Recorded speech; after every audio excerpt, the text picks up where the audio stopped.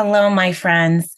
Today we have an incredible interview, and it's an incredibly important topic to discuss as well. It's not very common I get to discuss a topic on such magnitude. So today I would love for you to help me welcome Kristy Sarausky, and she is the owner of Sober Soulmate Recovery Coaching, and she is a recovery coach. So, with no further ado, kindly help me welcome her. Thank you so much for joining us here, Kristy. How are you? I am great. Thank you so much for having me. I can't tell you how much it is my pleasure.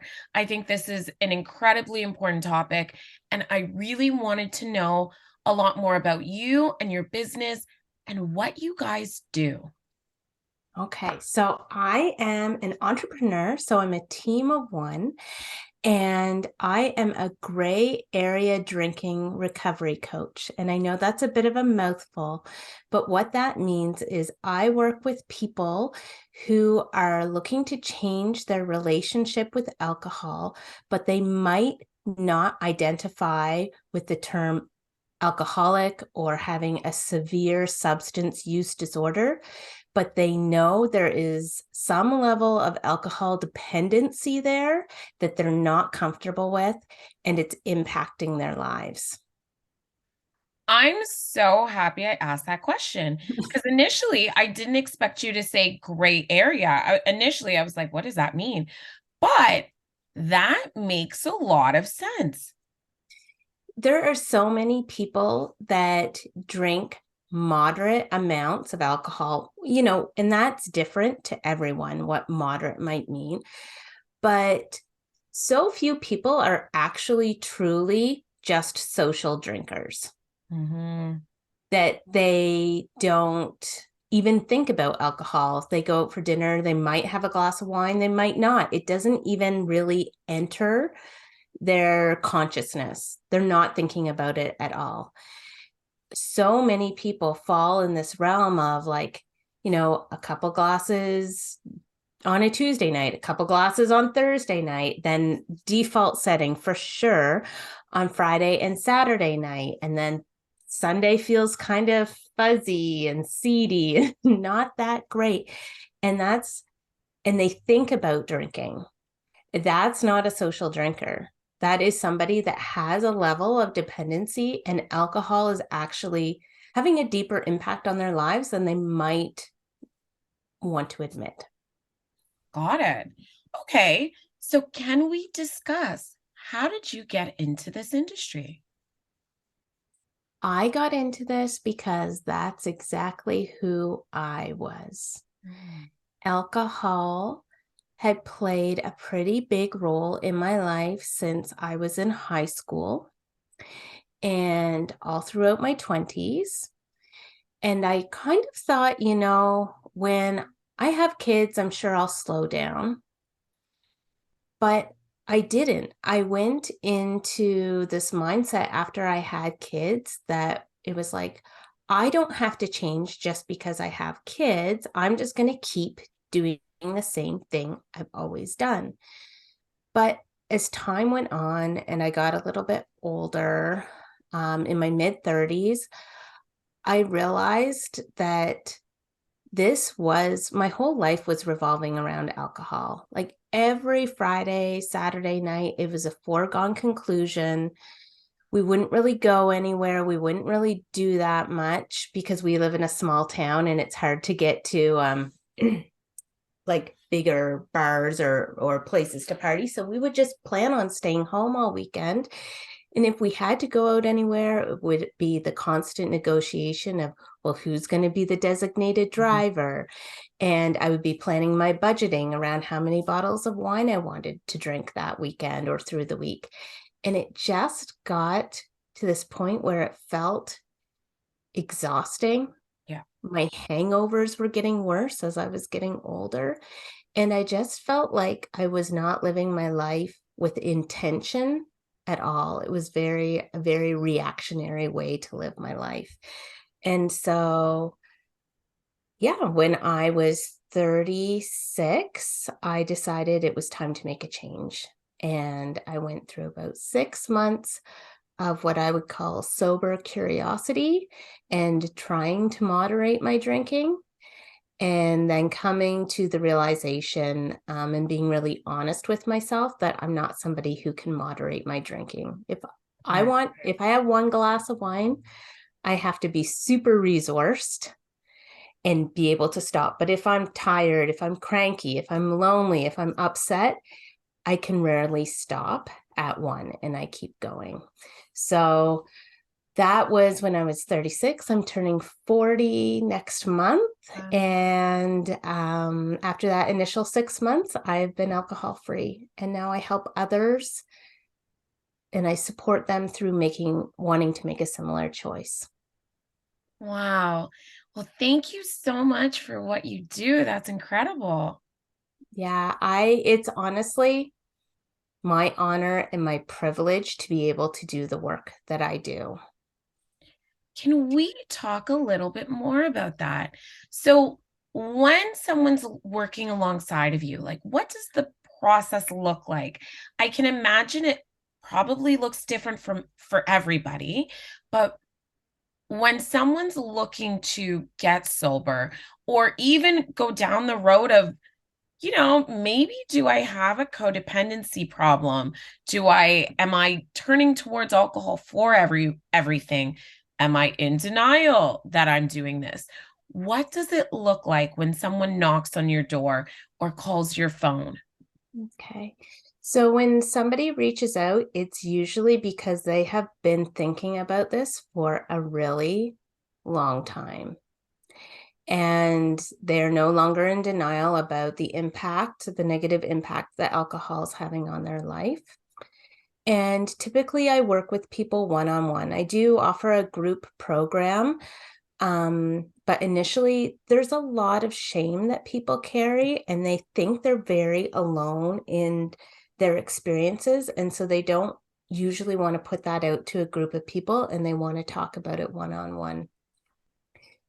The thing that I notice the most with people, and this was my experience too, is that when they stop drinking, they often don't have the tools to deal with all the emotions that come up.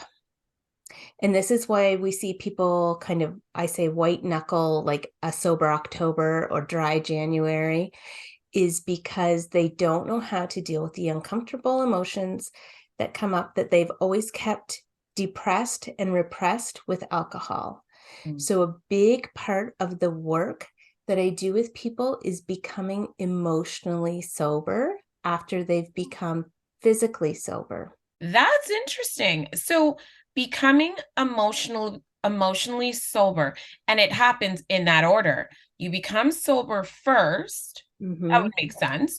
You become sober first, and then you have to deal with the emotions that are connected with that.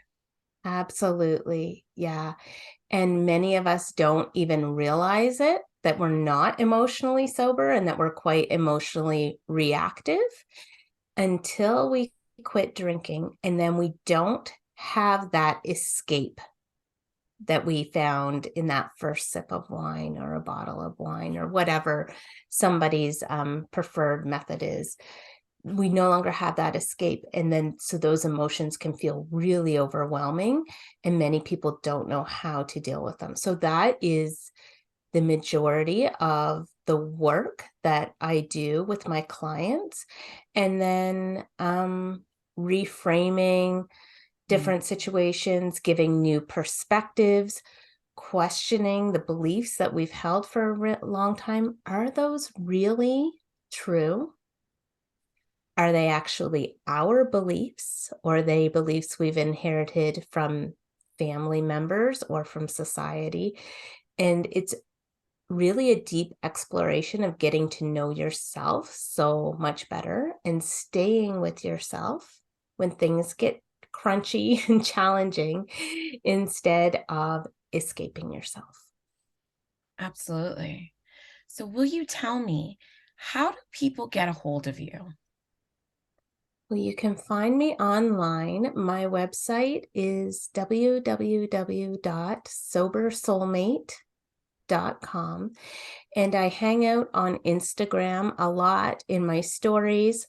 We have a pretty wonderful community over there, and my Instagram handle is Sober Soulmate. Incredible. I feel like I have one last question, but I also have an observation. Behind the scenes, you and I have spoken a lot about voices and inflections, but you have such a calming, soothing voice and aura and soul that I just wanted to make that observation. Oh, thank you so much. That's so kind. Of course. But my question is there something that people should know about you or your company that typically they don't know? Well, there's two things actually. The first one is that drinking is a problem for you if drinking is a problem for you. Mm. You don't have to identify as an alcoholic. There's this myth out there that it's either AA or bust, that you only have a drinking problem if you go to AA, and if you don't go to AA, you must not have a drinking problem.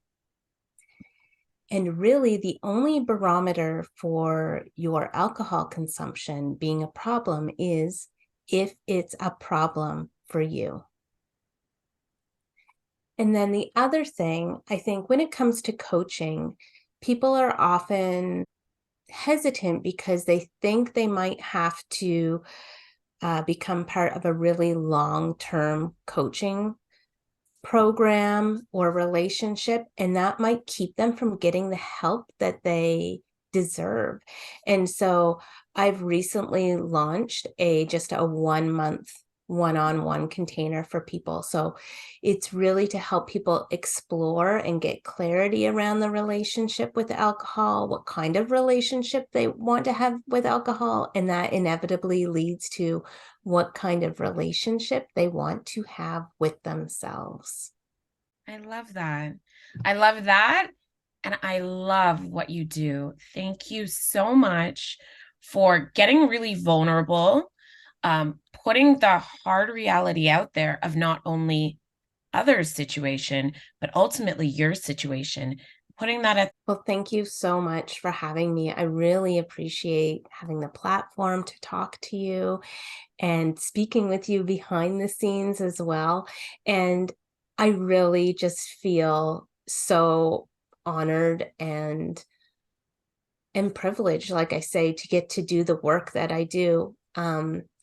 And it all came from something that, wasn't so desirable in my life, that I thought, oh, there's no way I could do that. And then I did it, and now I get to help other people do it. And it just, what more could I ask for? Absolutely. Well, thank you so much. As always, everyone, always like, comment, and share. And if you know anyone that might need her services, please share with them specifically as well. Thank you so much. Thank you very much for having me. My pleasure.